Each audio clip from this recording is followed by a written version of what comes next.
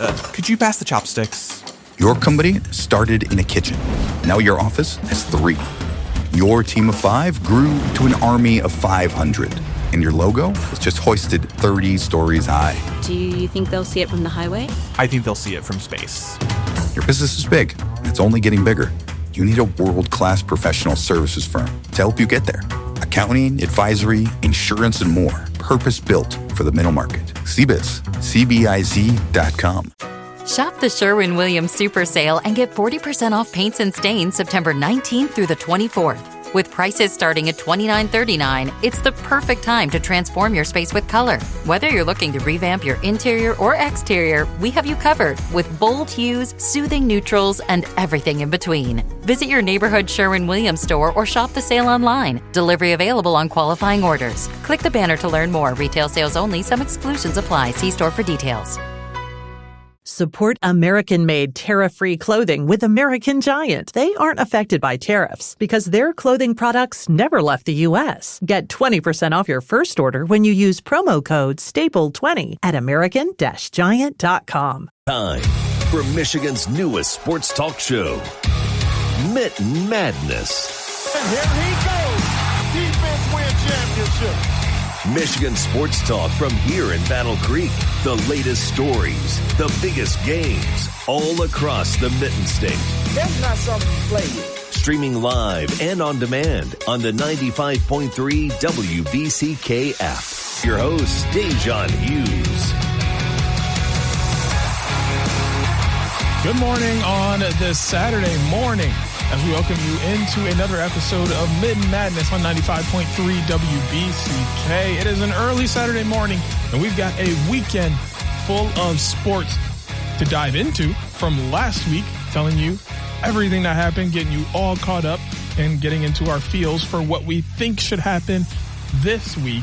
But as always, before we can dive into that, I'm doing well. I'm doing great. Recording this on Friday, going to a concert later tonight instead of doing high school football. High school football was actually done by Mark Frankhouse and Jacob Harrison last night. Hopefully they enjoyed that and had a fun time, because I certainly did. But we all know Saturday is going to be electric. We have sports all day long on Saturday. Michigan State, and many other college football games going down. A huge week for the Big Ten in this week. We also got to talk about our Detroit Lions, what happened with them last week, and how that game could help their season, and how that game could really be a jump start for them, and obviously what they have going on this week when they get ready for a big primetime matchup on Monday Night Football with one of the best teams in the NFL. And then we're going to talk about our Detroit Tigers as they gear up for the playoffs, even though things are a little shaky right now over in Comerica Park. I'm doing fantastic. I hope all of you are doing just as good as I am, because this is going to be a fantastic episode of Mitten Madness. But now that we've been through the obligatories, let's talk about the Detroit Lions. As we know, they lost week 1 to the Green Bay Packers 27-13, and that was a huge thing because their second game of the year was also an NFC North competition. They were going to be taking on the Chicago Bears in week 2. And one thing you cannot afford in the NFL is to start 0-2. One more thing you can't afford on top of that is to start 0-2 in your division on top of that 0-2. So Chicago, they're in a tough hole right now. They lost their week 1 game to the Minnesota Vikings and then turned around and got demolished by the Lions in week 2, putting them at 0-2, not only in their regular season record in the entire NFL, but 0-2 inside of the NFC North division. So Chicago is almost guaranteed to not win the NFC North unless they go on an absolute tear over the next couple of months.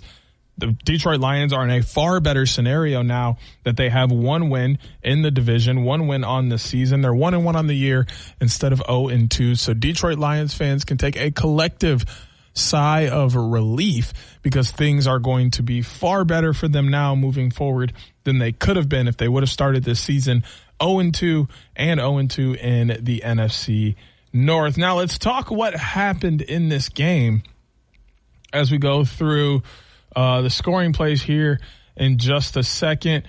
Looking at the game leaders, we'll start with the Bears. I mean, Caleb Williams goes 19 of 30 for 207 yards, 2 TDs and an interception. He had 12 carries for 63 yards and a TD for DeAndre Swift. Rome Odunze has a career game as he goes for 7 receptions for 128 yards and 2 tutties. No sacks for the Bears, but Jaquan Brisker had 9 tackles to lead them, and 7 of them were solo. Meanwhile, the Lions, Jared Goff, 334 yards on 23 of 28 passing for 5 tutties. Jahmyr Gibbs had 12 carries, 94 rushing yards, and a tutty. Amon-Ra St. Brown doing St. Brown things, 9 receptions for 115 yards and 3 tutties. And then they got 1 sack from Al-Quaiden Muhammad. And then, of course, Jack Campbell leads the Lions in tackles, 8 of them, and 4 of them were solo. They had 511 total yards for the Lions. No turnovers in this game, 25 first downs, only 3 penalties for 28 yards, 4 for 10 on third down. But 100% that 1 for 1 on fourth down. And they were 6 for 7 in the red zone, something that we said they would have to clean up after their game with the Packers. And they did much better in this game in the red zone. On the offensive end, they're still struggling defensively in the red zone. 339 yards they gave up to the Bears. The Bears had 2 turnovers for 19 first downs, 8 penalties for 50 yards, 7 of 13 on third down, 0 for 2 on fourth down, and then 2 for 2 in the red zone. Both these teams had the ball for about the same amount of time. The Lions did hit on the 6.5-point favorite. The over 45.5 hits. And, of course, the Lions hit on the money line. Looking at the scoring plays, things opened up with a Jahmyr Gibbs 6-yard run before Rome Odunze caught his first touchdown of the day for 28 yards out. David Montgomery gets in on the touchdown action, a 1-yard rush right outside of the end zone. Brock Wright then catches the next 8-yard touchdown pass from Jared Goff, and that starts the Jared Goff party as Rome Odunze then gets his second TD pass of the day, 6 yards out from Caleb Williams. Amon-Ra St. Brown enters the chat, 4-yard touchdown pass for him. Jake Bates gets a field goal from 34 out at the beginning of the third quarter. Jameson Williams, he wasn't going to stay off the board for too long. Had a 44-yard touchdown pass from Jared Goff. Amon-Ra brings in another 8-yard pass from Jared Goff. A 3-yard touchdown rush from DeAndre Swift. And then Amon-Ra St. Brown caps things off with a 4-yard touchdown pass from Jared Goff with 7:58 left in the fourth as the Detroit Lions win 52-21 in that home game. They put up 14 in the first, 14 in the second, 10 in the third, and 14 in the fourth. Meanwhile, Chicago goes 7 points in 3 of their 4 frames. They went scoreless in that third quarter. Now that we're done talking about all the good the Lions just did, we got to talk about what's coming up this weekend. The Lions have another prime time matchup in a game that is going to be electric. Remember last year, everybody thought this game was going to be much better than what it was. Turns out the Baltimore Ravens were on a tear and told the Lions, hey, we're going to run all over you, and you're not going to do anything to stop it. And then they proceeded to run all over them, and the Lions could do nothing to stop it. I'm not sure that this game will be the same, but what I do know is the Lions offense looks poised. They're ready to have a good day. Their Lions offense is now clicking on those cylinders. Sam Laporta doing his thing at the tight end position. Isaac Tesla now coming in, having 2 amazing catches in back-to-back games. I mean, the dude is unreal. And then you got Amon-Ra, because he's a St. Brown. He's going to do what he does. Jahmyr Gibbs and David Montgomery locking down the backfield. Jameson Williams is your speed deep threat. It's hard to stop an offense that is so loaded. But at the same time, that defense on the other side of that offense has to be able to make stops. And the Detroit Lions have not done a great job inside of the red zone in stopping teams. We'll look kind of at how the Ravens season has gone so far this year. They're also 1-1 on the year. They lost a very tough game to open the year, 41-40 to the Buffalo Bills. Like, dog, are you for real? Like 41-40, almost went to overtime. One of the craziest games we've seen already this year. That tells you that the Ravens can score with the best of anybody. You know what else tells you that? When they come out the very next week and give their divisional rival, the Cleveland Browns, an absolute shellacking, 41-17. They're averaging 40.5 points per game so far in the year. Granted, we're 2 games in, but that's a lot of points to put on the board. They're second in their division behind Cincinnati, who's only put up 48 points, but has only given up 43. I mean, we're talking a couple plays away from the Baltimore Ravens maybe being the best team in the NFL and possibly the Super Bowl favorite, Lamar Jackson being an MVP. Like, this team is extremely talented. Not that the Lions aren't, but you can't walk into this game thinking that you're going to get peaches and cream and be able to walk through. I mean, game 1, Lamar goes 14-19, 209 yards for 2 TDs. Derrick Henry, 18 carries, 169 rushing yards, 2 TDs. Zay Flowers, 7 receptions, 143 yards, and a tutty. They got a sack out of Madubuike, and then Roquan Smith goes 10 tackles for 8. So they had 432 total yards. They only had 1 turnover, which ended up being the difference, and they were 1-3 in the red zone. So that may help them out a ton if the Ravens are getting in the red zone and they're not able to score from there. The Lions may be able to win a little extra back, but then things turned around the very next week for the Ravens. Things were not hard for them whatsoever. Derrick Henry was bottled up, 11 carries for 23 yards, but when Lamar Jackson goes 19 of 29 for 225 passing yards and 4 tutties, Zay Flowers goes 7 receptions for 75 yards. It's kind of hard to lose that game. I mean, granted, the Ravens only had 242 total yards in this game, but they had no turnovers and they went 3 for 4 in the red zone. When you're scoring at that clip, they only had a field goal to start the game, 10-3 at halftime. Then it was 20-10 after the third, and then they dropped 21 points to just 7 for the Browns in that fourth quarter, really pulling away at the end. We don't know if the Lions are going to be able to sustain that amount of play throughout the entire game. They're going to have to go wire to wire. We have found now in 2 straight weeks that the Baltimore Ravens play the fourth quarter. They play until the very last whistle. So if the Lions are not ready to play until the very last whistle, they may get run out of this game early. But what I do see is opportunity for the passing game and the run game to get going against the Ravens for the Lions. It's just a matter of how well does Jared Goff play and how many opportunities does the defense give them? Are they able to get stops? Are they able to force 3 and outs? Are they able to get turnovers to give this Lions team favorable field position to then work and score? That's the name of the game. It's no way to really tell how this weekend will go for now, because we'll be diving into this game later on during our picks to see who's going to win this game. But for now, we're going to get ready to talk Michigan and Michigan State. Both of them coming off of wins last week, both of them stepping into Big Ten play this week. And we're going to tell you what you should be expecting when we come back from the break with more Mitten Madness on 95.3 WBCK.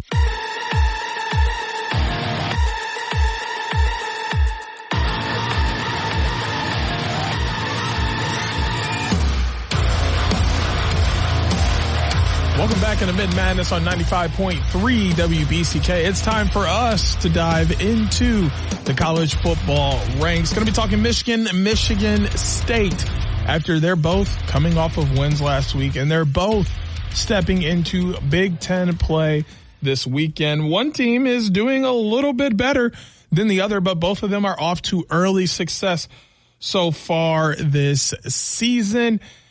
But who will be doing better? We'll find out over the next couple of weeks.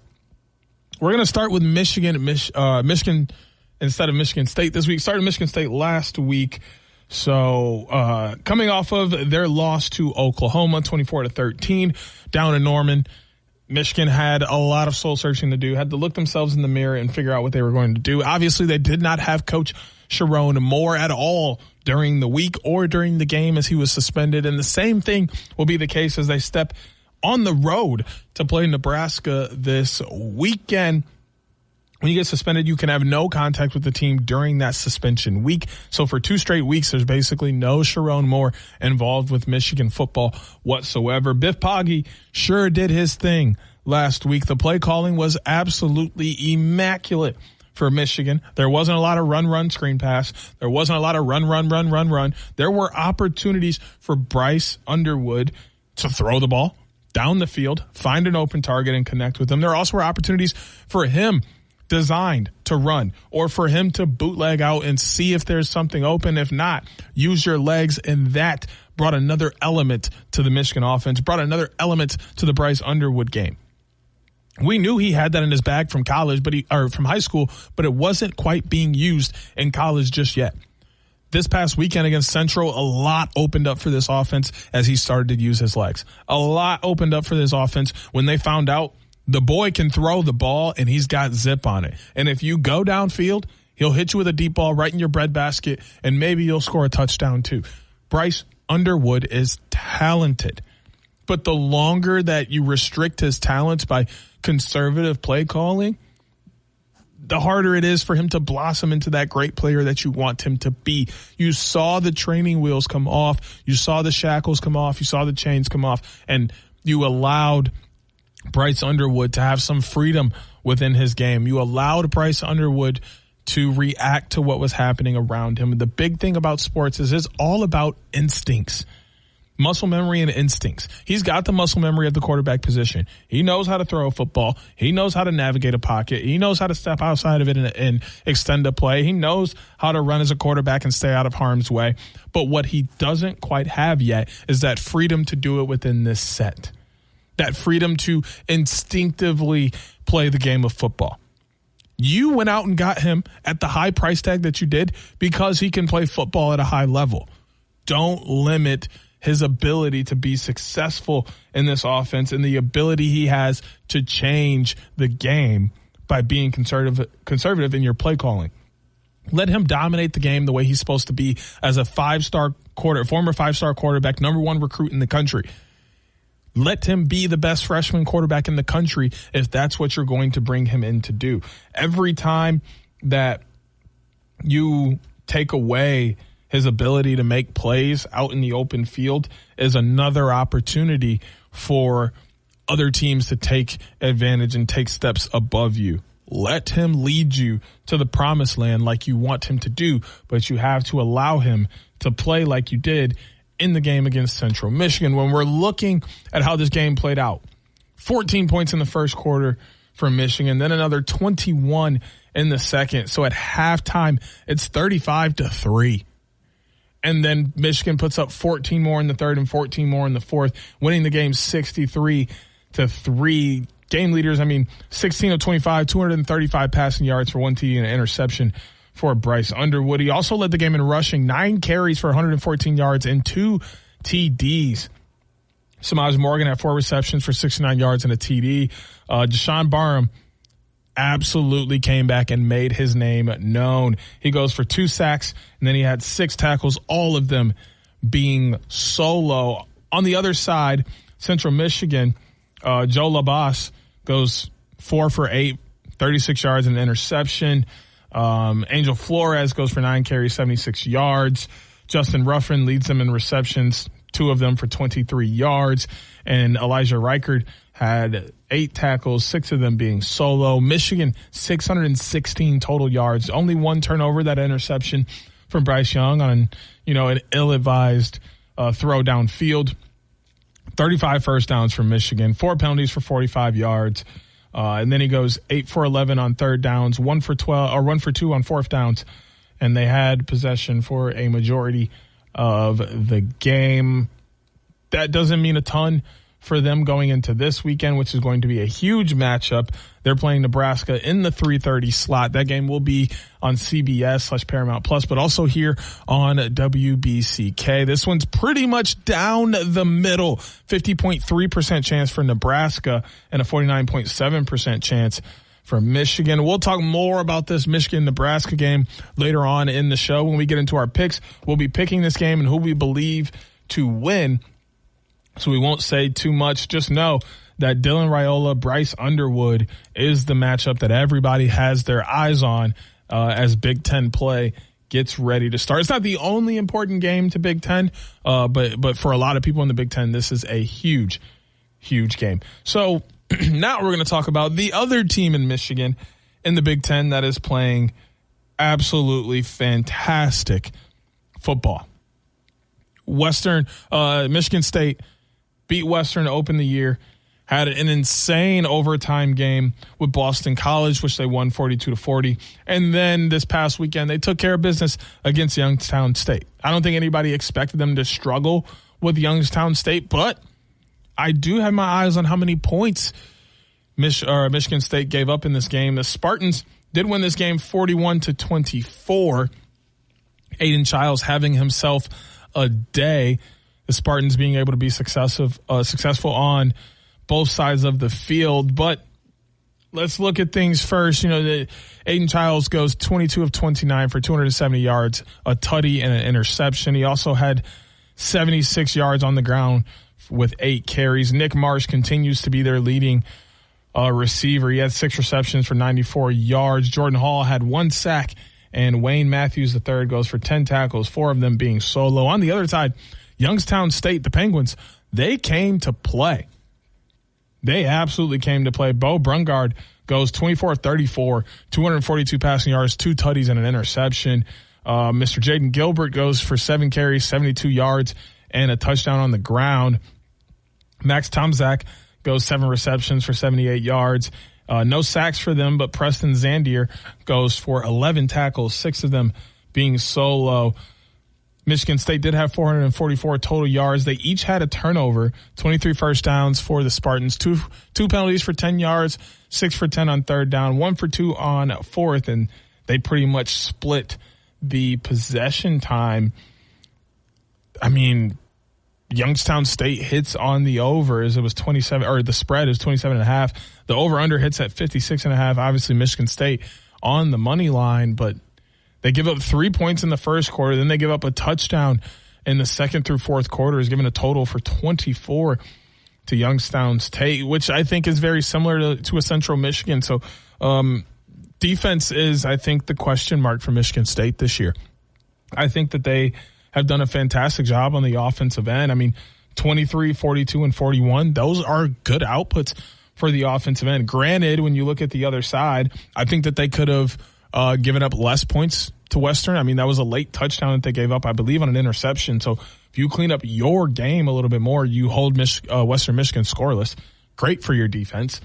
Boston College, couple of mistakes you could probably bring back to make that game not as close. But, I mean, giving up 40 points, looking at how it played out, you're probably still at least giving up 28. But then again, Boston College is a Power 4 opponent that has been playing good ball with the way they've been playing this year. Just winning the game is the most important part there. But giving up 40 points is a little questionable, especially when you turn around the next week and you give up 24 to a Youngstown State team that is nowhere near your caliber in terms of coaching, in terms of IQ, in terms of athleticism, in terms of skill. You are leaps and bounds better than Youngstown State, but you couldn't keep them off the board. They put up 24 points. I mean, this is a game that I think you let up 14 or less.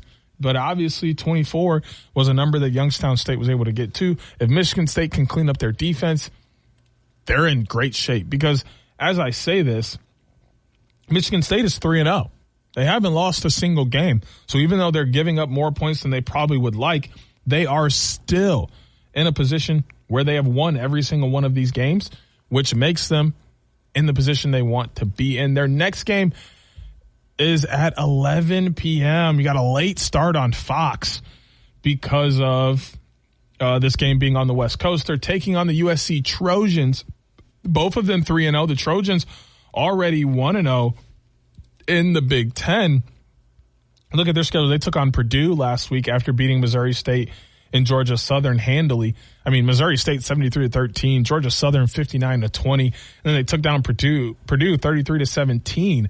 So Michigan State has an uphill battle coming as Jaden Maeva and Wayman Jordan have led this Trojans offense to success over the last couple of weeks. There's a 95.2% chance for the Trojans to come out on top, while just a 4.8% chance for the Spartans to remain undefeated. 4-1 in the last 5 for USC going back to their bowl game. Michigan State, who didn't get a bowl game last year, is 4-1 in their last 5 as well. Their lone loss to Rutgers at the end of last season. We will also be diving into this game during our picks later on in the show, so we won't talk too much about this as we'll get into that during our picks. We're going to get ready to talk about the Tigers when we come back from break, what's happening over the last couple of days, and what the playoff picture now looks like for them. When we get back with more Mitten Madness on 95.3 WBCK. Detroit sports fans, Wolverines and Spartans alike, this is your sports show, Mitten Madness, with Jacob Harrison and Da'Jzon Hughes on 95.3 WBCK.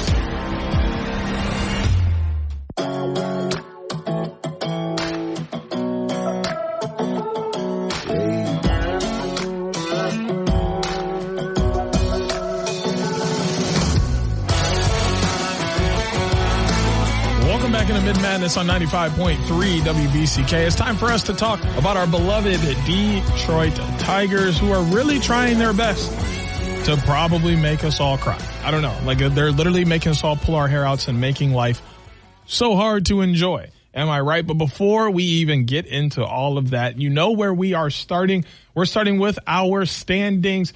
We'll get into the NL first. We'll start with the Central, as the Brewers and Cubs have both locked up playoff berths.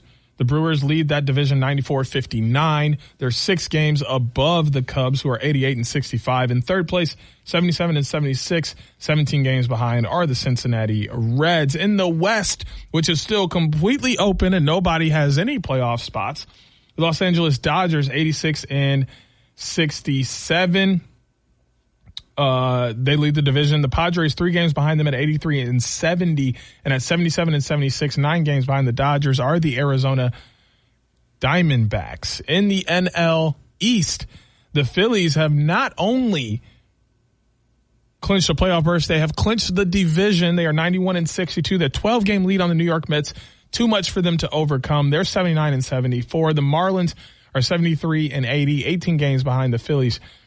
And in the NL, the Washington Nationals, Pittsburgh Pirates, and Colorado Rockies have all been eliminated from playoff contention. And now bumping over to the AL, starting in the East, those Blue Jays, 89 and 64 at the top of that division. They are 3 games above the Yankees, who are 86 and 67. And then the Red Sox, 6 games behind the Blue Jays at 83 and 70. Meanwhile, in the West, the Seattle Mariners are 84 and 69. They're tied with the Astros for the top of the division. Coming in second, technically third, are the Texas Rangers at 79 and 74, 5 games behind those two. And in the AL Central, at the bottom, the White Sox, 28 games behind the Tigers, 57 and 96, have been eliminated from playoff contention. At 66 and 86, 18 and a half games behind the Tigers are the Minnesota Twins, who have also been eliminated from playoff contention. The Kansas City Royals are 76 and 77, 9 games behind our Tigers.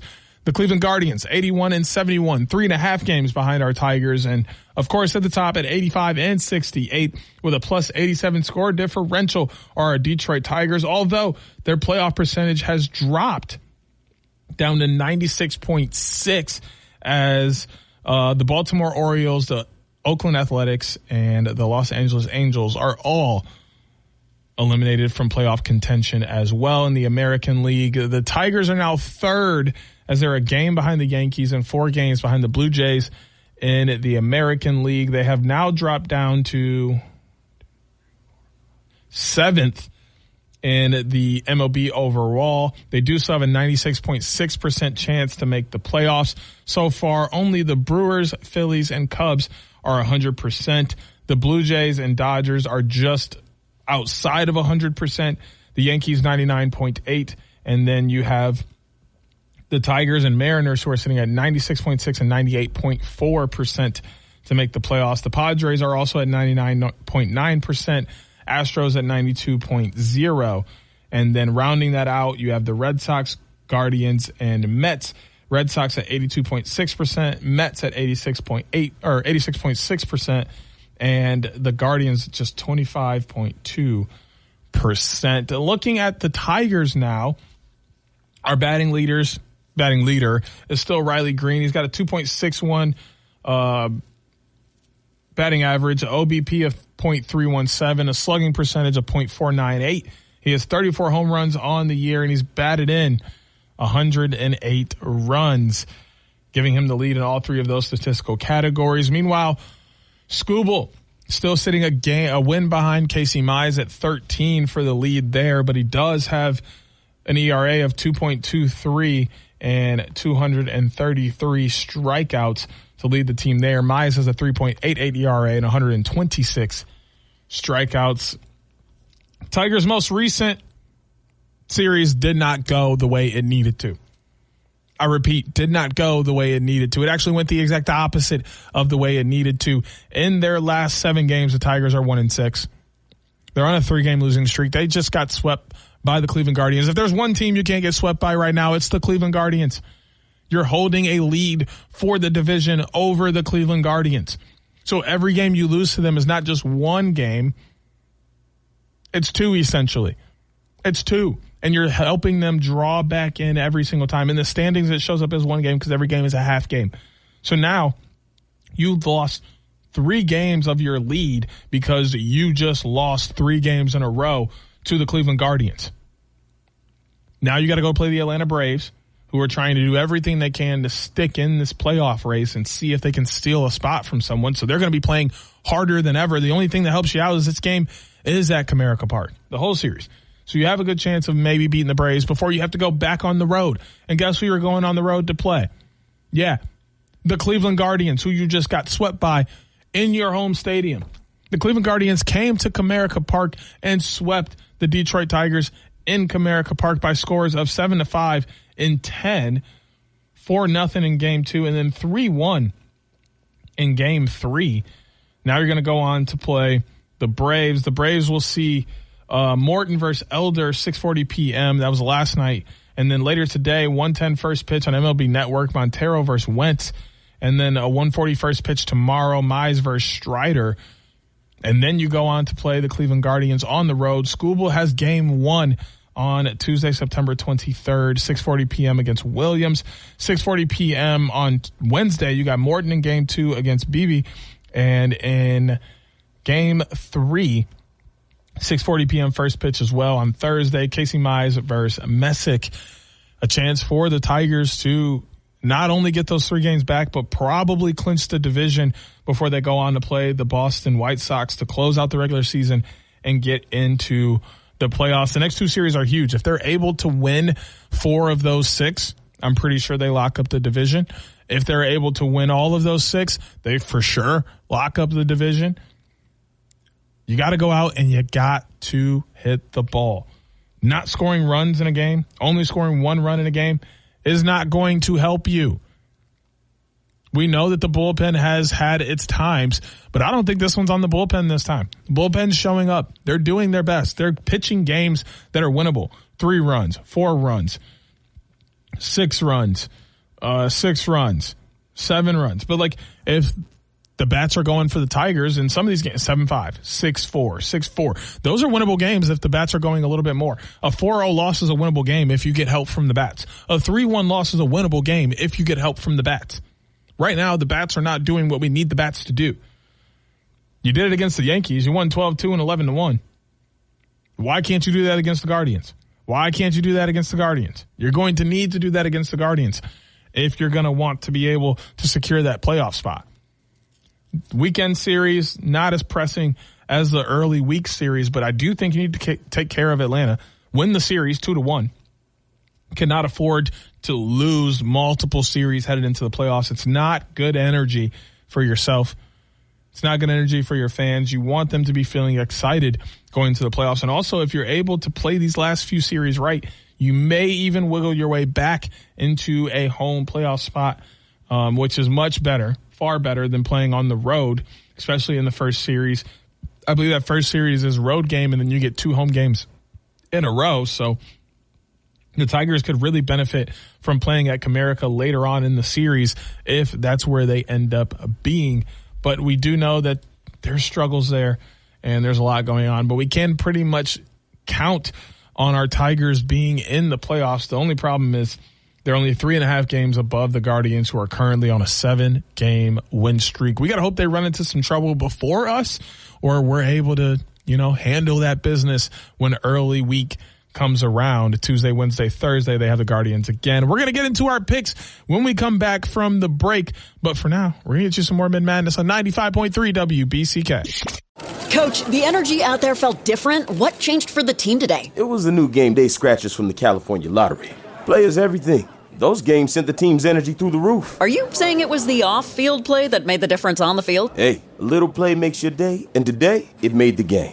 That's all for now. Coach, one more question. Play the new Los Angeles Chargers, San Francisco 49ers, and Los Angeles Rams Scratchers from the California Lottery. A little play can make your day. Please play responsibly. Must be 18 years or older to purchase, play, or claim. Pro Savings Days are back at Lowe's. My Lowe's Pro Rewards members save even more with limited-time doorbuster deals. Save $5 on 24-count Contractor's Choice 42-gallon trash bags, now just $14.78. Plus, get your choice select DeWalt Elite Series saw blades for $9.98. Not a Pro Rewards member? Join for free today at Lowe's. Valid through 9/17. Selection varies by location. While supplies last. Loyalty program subject to terms and conditions. See Lowe's.com/terms for details. Subject to change. Everything from clothing to household items are getting more expensive each day. American Giant is about keeping things simple and close to home. They aren't affected by tariffs because their products never leave the U.S. Support American-made, tariff-free clothing with American Giant. Get 20% off your first order when you use promo code STAPLE20 at American-Giant.com. That's 20% off when you use code STAPLE20 at American-Giant.com. Your mom told you to find a real job. Find a real job, Billy. You built a 500-person company instead. To get from big to bigger, you need accounting, advisory, insurance, and more. Built for the middle market. CBiz.com. 0.3 WBCK.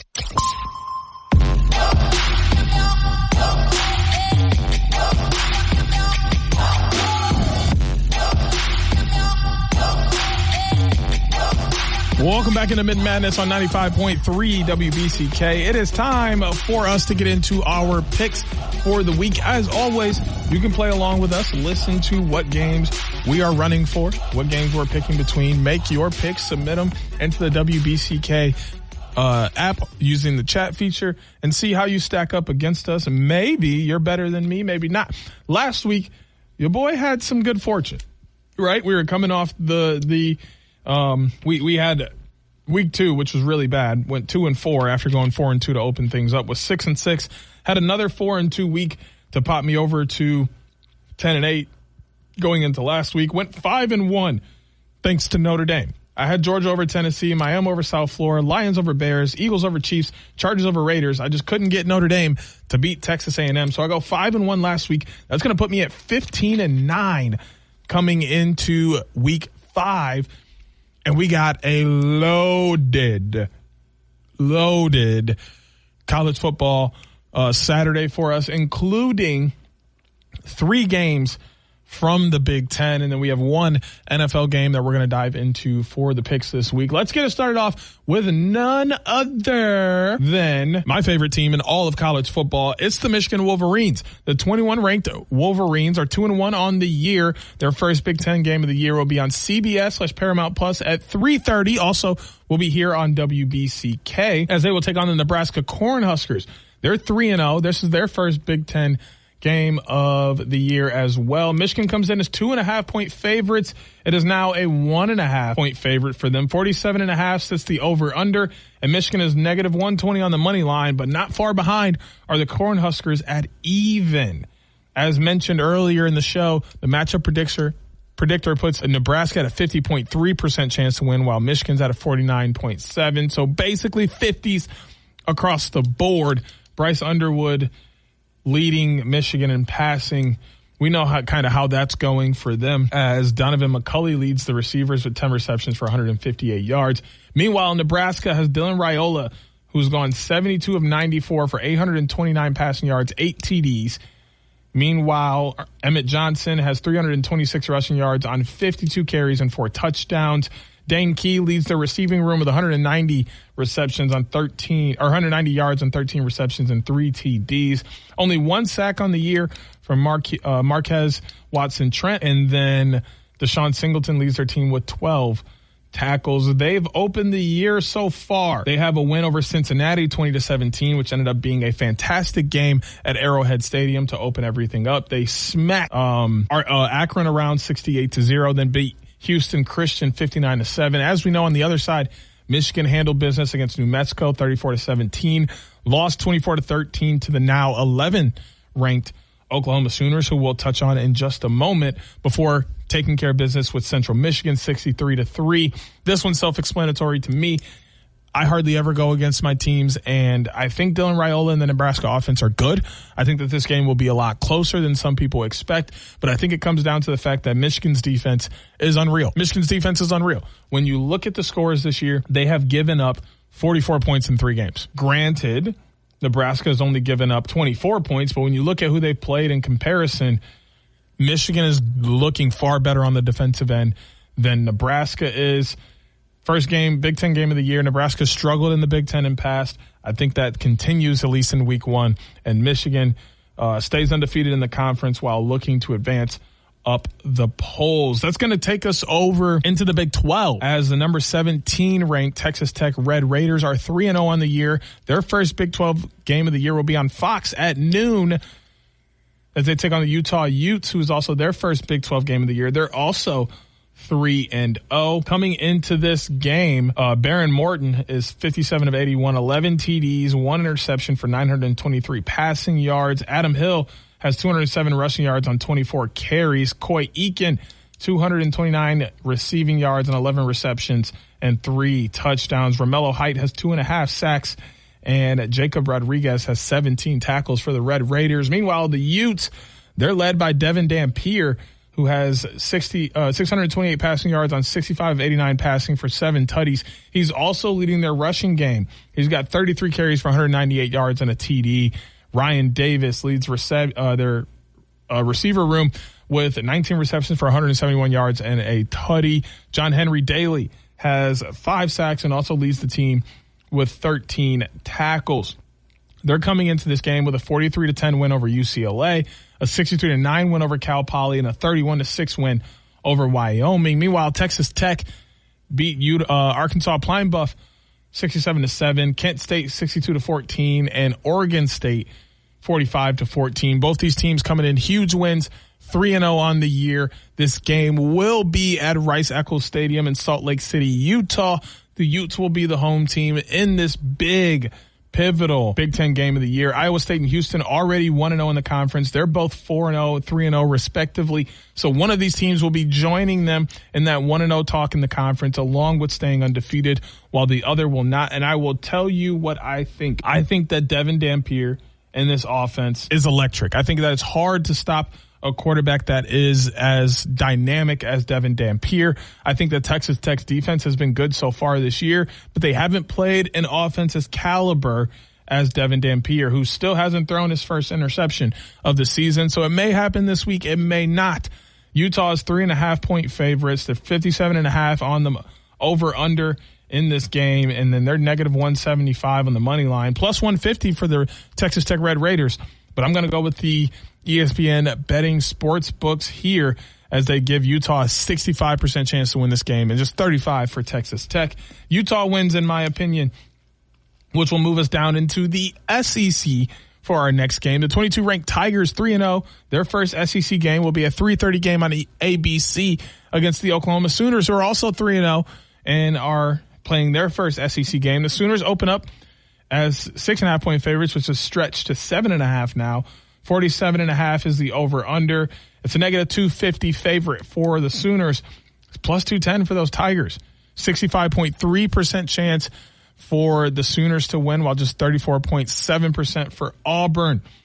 Mateer has done his job offensively leading this offense. Meanwhile, he'll be going against Jackson Arnold, Jeremiah Cobb, Eric Singleton Jr., and then they have Kieron Crawford leading their defense with three sacks and 16 tackles, respectively. Auburn coming into the game, 38-24 victory in week 1 over Baylor, and then a 42-3 beating of Ball State before taking down South Alabama, who's known for beating some of these bigger teams, 31-15. Meanwhile, on the other side, Illinois State fell prey to the Sooners 35-3. Michigan obviously dropped that game 24-13, and then they absolutely smacked Temple around 42-3.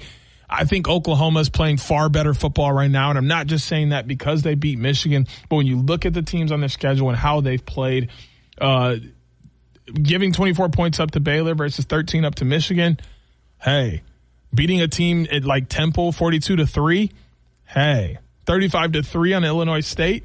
Oklahoma's defense has been a big part of why they're successful, but then when you turn around and give the ball to a guy like John Mateer who's ready to run through a brick wall for anyone, it's hard to say that they're going to lose. I'm going to take Oklahoma to win that game as well. Stepping back into the Big Ten, the 9th-ranked Illinois Fighting Illini are 3-0 on the year. They're taking on the Indiana Hoosiers, who are 3-0 on the year and are 19th ranked in the country. This game will be NBC and Peacock, 7:30 later today. First Big Ten game for both of them. The Indiana Hoosiers are negative 6.5 point favorites. 52.5 sits on the money line, or on the over-under. Negative 250 for the Hoosiers. On the money line is plus 210 for the Illini. The Hoosiers have a 62.8% chance for the matchup predictor. It's just 37.2 for Illinois. Luke Altmaier, 56-78, 8 touchdowns, 709 yards. I mean, Fernando Mendoza, 55 of 76, 9 touchdowns, 708 yards. Caden Fegan, 50 carries for 3 touchdowns, 222 rushing yards. Kalon Black, 34 carries, 1 touchdown, 217 yards. Hank Beatty, 19 receptions, 1 touchdown, 289 yards. Omar Cooper Jr., 13 receptions, 4 touchdowns, 299 receiving yards. So you see how even these two games are. These two teams are extremely even, as this one goes down at Memorial Stadium in Bloomington, Indiana. Indiana, 27-14 over ODU, 56-9 over Kennesaw State, 73-0 over Indiana State. Meanwhile, a little tougher competition for Illini, 52-3 over Western Illinois, and then you have 45-19 over Duke and 38-0 over Western Michigan. That is what leaned my thinking process to take the Fighting Illini over Indiana, is the fact that they've played some tougher competition this year. They're a little more battle-tested, so they're looking to defend that 9th ranking in the country and maybe even shoot up if a couple teams ahead of them lose. I've got the Illini taking down the Indiana Hoosiers. Our last college football game of the week also is happening in the Big Ten. It is Michigan State traveling to the west side of the country. They're 3-0. First Big Ten game of the year will be on Fox. Kickoff is at 11 p.m. Eastern time as they take on the USC Trojans, who are 3-0 and they're 1-0 in the Big Ten, 25 ranked team in the country. The Trojans are a 18.5 point favorite, 54.5 sits on the money line, and they're negative, or on the over-under, negative 1,000 on the money line for the Trojans, a plus 600 for the Spartans. This game going down in Memorial Coliseum in Los Angeles, California. We talked about Aiden Childs and what he's done, but Maeva has also been fantastic alongside Wayman Jordan and Makai Lemon, while Eric Gentry has led that USC defense. They beat Missouri State 73-13, Georgia Southern 59-20, Purdue 33-17. That's self-explanatory. Tough competition on both sides, but with the way that Jaden Maeva and the rest of this Trojans offense is playing, I have to lean on the side of caution and take USC because I do not trust the Michigan State defense. In our last game of the week, it's Lions-Ravens, 55.2% chance for Baltimore to beat Detroit. This game is going down at M&T Bank Stadium down in Baltimore. Lamar Jackson, Derrick Henry, Zay Flowers, and company will look to take down the Lions. Do they have enough? I think they do, because I don't trust the Lions defense inside of the red zone. That gives me Michigan, USC, Utah, Oklahoma, Illinois, and the Ravens. What we have coming up this week on BCK is we have Michigan playing Nebraska at 3:30 p.m. for that game, and then that's going to be later today. Make sure you check in on that. And then we'll also have Sunday Night Football between the Chiefs and the Jets tomorrow at 8:20 on NBC. But, that game's going to start at 7:30 here on WBCK. And then at 8 p.m., the Lions and Ravens will start on WBCK for Monday Night Football. Have a fantastic weekend. We'll be back next week with more Mitten Madness on 95.3 WBCK. Join Da'Jzon Hughes every Saturday morning at 10 a.m. for Mitten Madness on 95.3 WBCK. Miss the show or want to run it back? Stream Mitten Madness on demand on the WBCK app. Sponsored by AirwayCashForJunkCars.com. Support American-made tariff-free clothing with American Giant. They aren't affected by tariffs because their clothing products never left the U.S. Get 20% off your first order when you use promo code STAPLE20 at American-Giant.com. Could you pass the chopsticks? Your company started in a kitchen. Now your office has 3. Your team of 5 grew to an army of 500. And your logo was just hoisted 30 stories high. Do you think they'll see it from the highway? I think they'll see it from space. Your business is big. It's only getting bigger. You need a world-class professional services firm to help you get there. Accounting, advisory, insurance, and more. Purpose-built for the middle market. CBiz. CBIZ.com.